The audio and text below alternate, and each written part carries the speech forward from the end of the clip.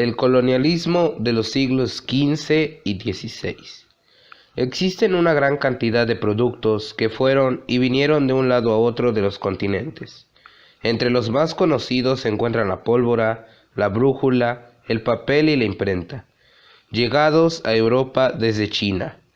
India aportó tinturas, técnicas textiles y decoración.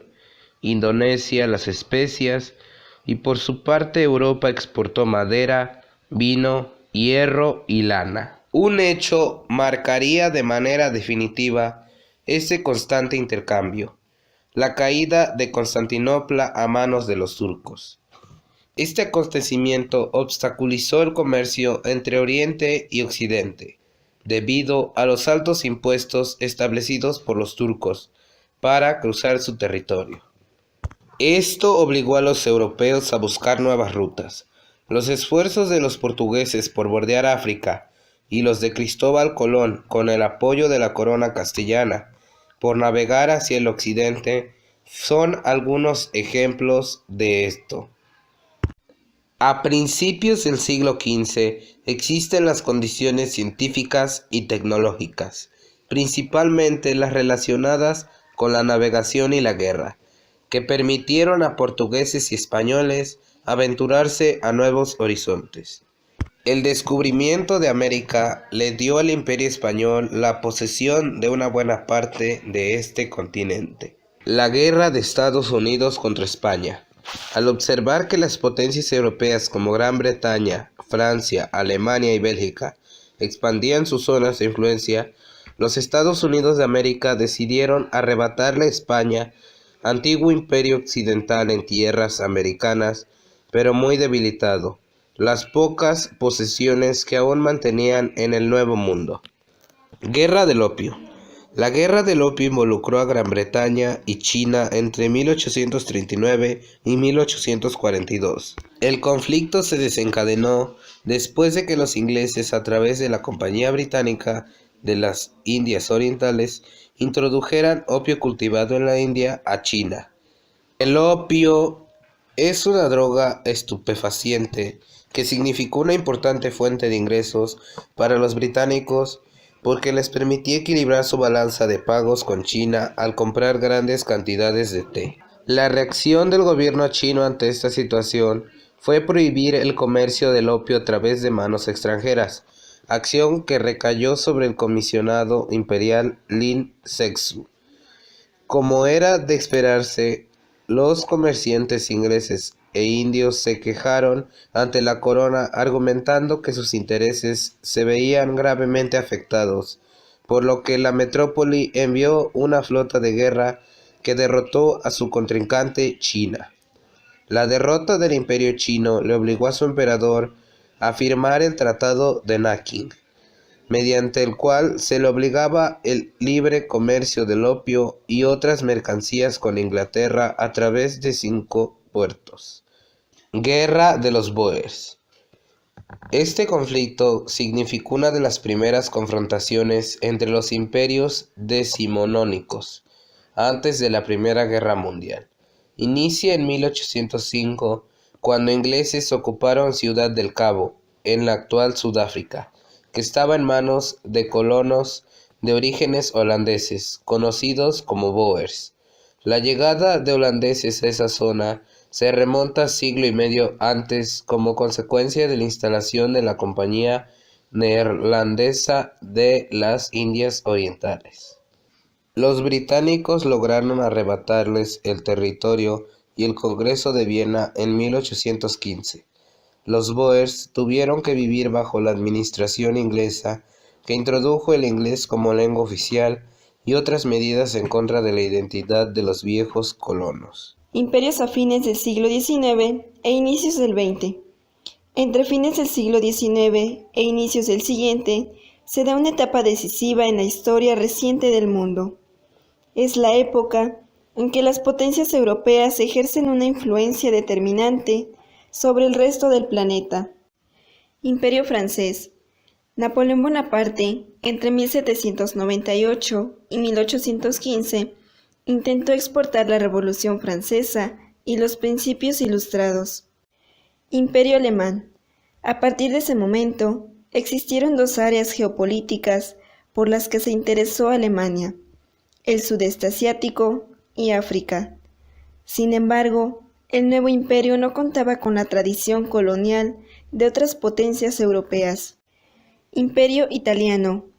El caso italiano es muy similar al alemán: falta de tradición colonial y unificación política tardía.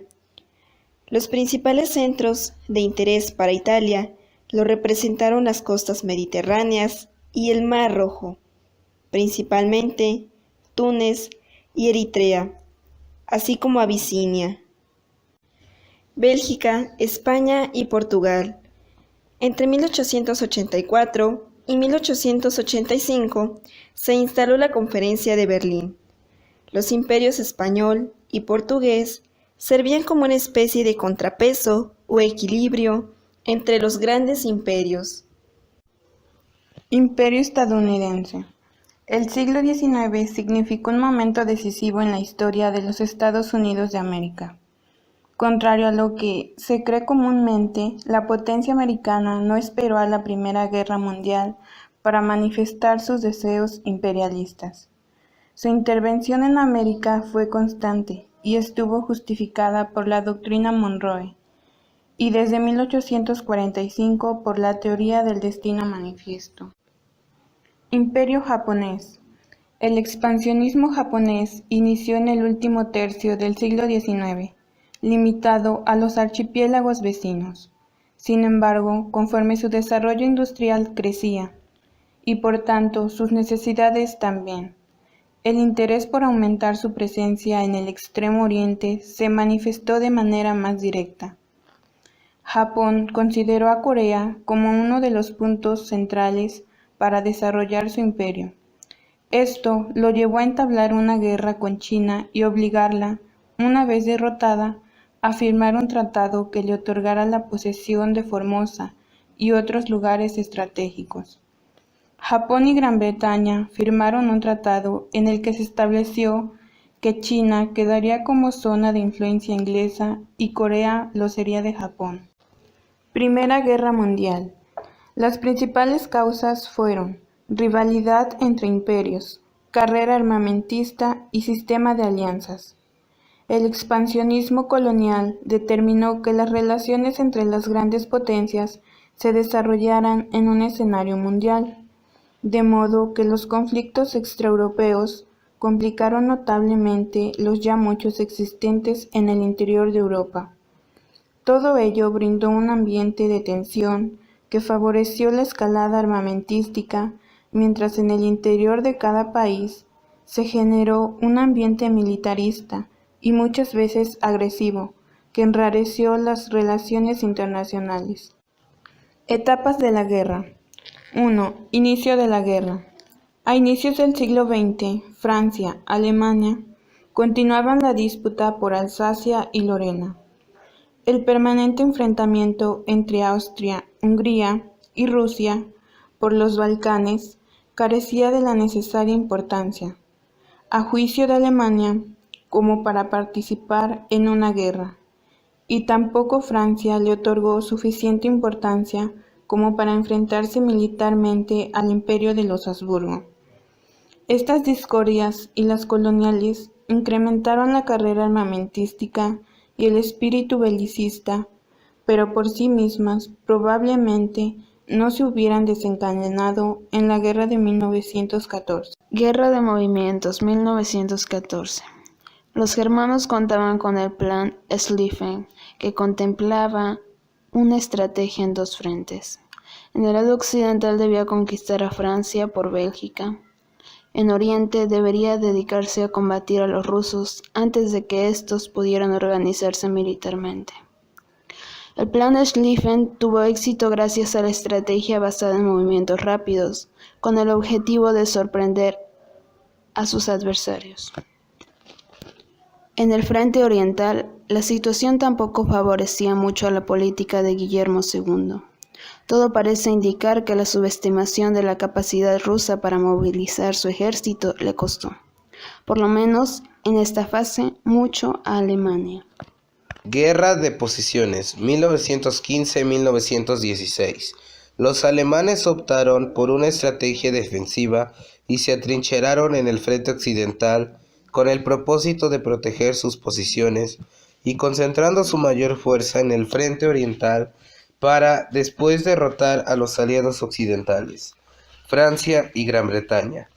También se le llama Guerra de Trincheras, porque éstas se extendieron a lo largo de cientos de kilómetros, desde el Mar del Norte a Suiza, pero desarrollada principalmente en territorio francés y belga.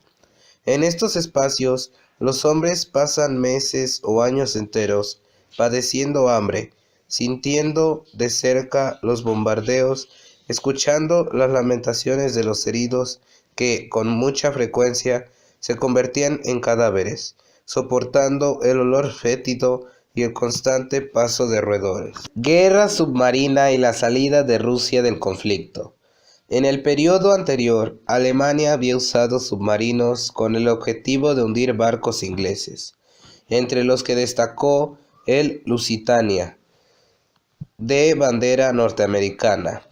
En una segunda fase de guerra submarina, Alemania intentó bloquear a Gran Bretaña para favorecer el hambre de sus habitantes.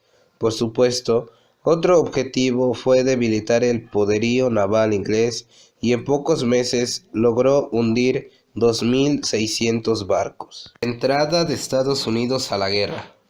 Cuando todo parecía indicar que Alemania y sus aliados se acercaban a la victoria por la salida de Rusia de la guerra, un nuevo protagonista se incorporó al conflicto: Estados Unidos, quien le declaró la guerra a Alemania. Dos acontecimientos fueron decisivos para tomar esa decisión: la reactivación de los alemanes de ataques submarinos indiscriminados y el telegrama Zimmermann.